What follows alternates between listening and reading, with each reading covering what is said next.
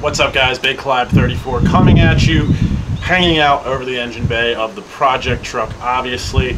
Anyways, today I'm here to tell you that we have some major changes coming in terms of this thing. Last time, I'm sorry, I left you guys on a little bit of a cliffhanger with what was going on. As you might recall, we had some overheating problems, we had some oil pressure problems, and I seemed to kind of get those ironed out, and then we developed a noise. And I wanted to see what the noise was this week, and as I dug into it, well, you know what, we'll get to the noise in just a second. Before we do that, I kind of want to talk a little bit about a misconception or an odd school of thought that's been going around in the comments section on the channel, and then that will lead very nicely and very much relates to what I'm going to talk about here today. We're going to talk about the current state of the motor, what's coming next, and then I'm going to leave it up to you guys to give me your opinion on what's going on, what you think should happen. I'm going to take it very much into account, and I appreciate you all watching. So if you guys are into rambling videos, you're going to really enjoy this one. If not, I completely get it. It's just going to be me talking for probably the next 5 to 10 minutes. Thank you for joining me. I appreciate, by the way, you hitting that like button. YouTube likes to shove some of my videos down in the algorithm because they're shorter. I've really noticed that more lately, and you liking these videos helps to kind of offset that a little bit because they really like retention time, and you can't get a lot of retention time when you post a 6-minute video instead of a video that's 10 minutes and 1 second long. Alright, so let's cut the crap. What is this controversy in the comments section that I've been dealing with and I've heard everywhere whenever I bring this thing up? So basically, people keep going on about you shouldn't even be playing with that because this is, at the end of the day, at max potential, maybe like a 600-ish horsepower capable application, which I really understand why people are saying don't even mess with it, just go straight for the big boy setup, do this and that. What I have to say to that is that the whole point of this was to see how realistic it was to make decent power with a setup that literally pretty much anybody who can afford a car can afford to buy. Is it possible to take a truck that could be, you know, you could find a decent one probably for like 2 or 3 grand and transform it into something that's pretty quick? Is it possible, or is it something that you just see on the internet? It's kind of like myth busting, the idea of LS swaps being super easy. Is it realistic, or is it just kind of like a fairy tale? That is why I have not gone with the big baller setup on this yet. I'm also at a fork in the road though, where I might decide to just drop this whole thing because I've been having so much trouble with it and go in that direction of getting a much better motor and just put a bunch of boost through it and see what happens. The point being, there are a lot of YouTube channels that floss, for lack of a better word. They, you know, buy expensive stuff and show you the lifestyle, which is awesome, man. It's an awesome way to operate a YouTube channel. You know, for the guys that are doing that, I'm not taking jabs at them or anything. I think what they're doing is badass because, you know, obviously you still have to know what you're doing in order to have success doing something like that. But, I mean, I even did it a little bit with the Corvette. But the point of this was not that. The point of this was to see, can something that pretty much anybody who drives a vehicle could afford, can you take that and easily, and on a tight budget, convert it into something that is something that you could be proud of and that goes fast and that can get some respect? And, I still don't know how I feel about that. I think it's possible, but with me having my kind of novice ability, it's been a challenge. And that was another part of it, is taking someone like myself who hasn't worked on a ton of things in their life and seeing how realistic this is for somebody who doesn't have so much experience. And that leads us kind of into talking about where the motor's at and where my novice ability has gotten us here. So as far as the overheating, we kind of figured it out. It has the all-new cooling system on it, and taking the hood off seemed to help a great deal. Not incredibly sure that I got that fixed yet, but it looks alright. The oil pressure is still fluctuating up and down. It's a little bit sketchy, but something that I wouldn't have any problem sending on the drag strip because after all, this is a pretty affordable motor that if it goes, it goes. I'll, you know, grab something else. But today, I kind of stumbled across the straw that broke the camel's back.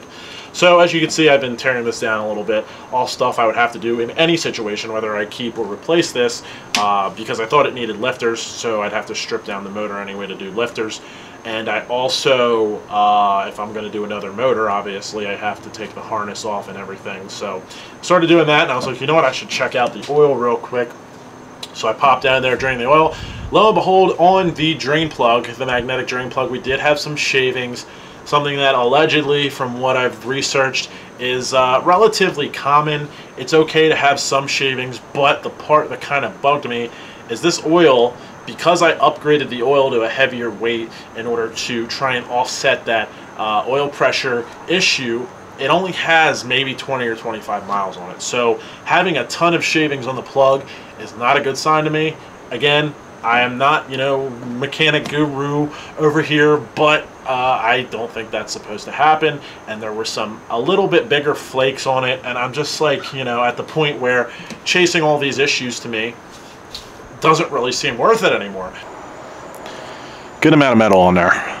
So let's go ahead and lots of shavings.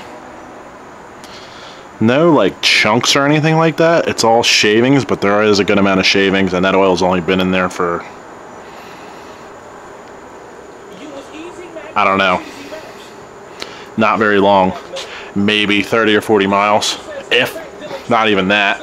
Like I was saying, the point of this was to try and iron it out and chase these issues and show you guys, you know, the whole appeal to me of this series is chasing down these issues and figuring out how to solve them.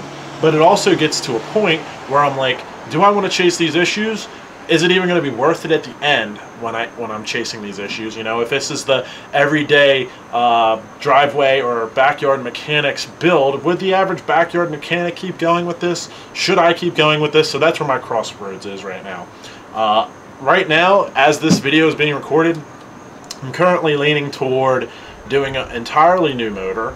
Not brand new, probably another pull out, something with a known mileage, a little bit lower mileage, and something that's a little bit more capable of handling more boost and making more power, because this thing was going to be maxed out pretty easily, and I have a feeling that even when it was making 600 horsepower, I probably would not be entertained to leave it like that. So I kind of have come to the conclusion as of right now that this thing is going to go. You know, this could change 100 times in my head overnight. I could end up digging into it tomorrow, but it just comes to a point where you do all this and you're not really getting desirable results of getting to beat on it on the street, not even for a little bit, and you just kind of get sick of it. So that's where I'm at with this, guys. This is the part where I kind of want your opinion. If it were you doing this, would you keep going with this thing, dig into it more? The metal shavings really discouraged me and kind of just made me think that I need to get rid of this whole entire setup. If you swap it out, what would you go with? What do you want to see me build? I'm thinking like L33, because that's supposed to be a pretty stout motor that a lot of guys go with, that I could just pop in here. I think I could just put the cam in it after, of course, checking to make sure that the cam isn't scored or anything like that. I can do my springs in it, and it will bolt right up to the harness and everything, because it technically still is a Gen 3 motor that I don't need to have any sort of adapters or anything for. So it should be pretty much plug and play. That's what I'm leaning toward right now. Do I want to go out and try and get a sponsorship and just get something big boy here? If any potential sponsors are watching and you want to get on board, we will go with that. Speaking of which, I need to thank my sponsors for being patient with me. We obviously have VS Racing on board, Diesels Unlimited of Maryland, who did the transmission. Very good guys, very thorough.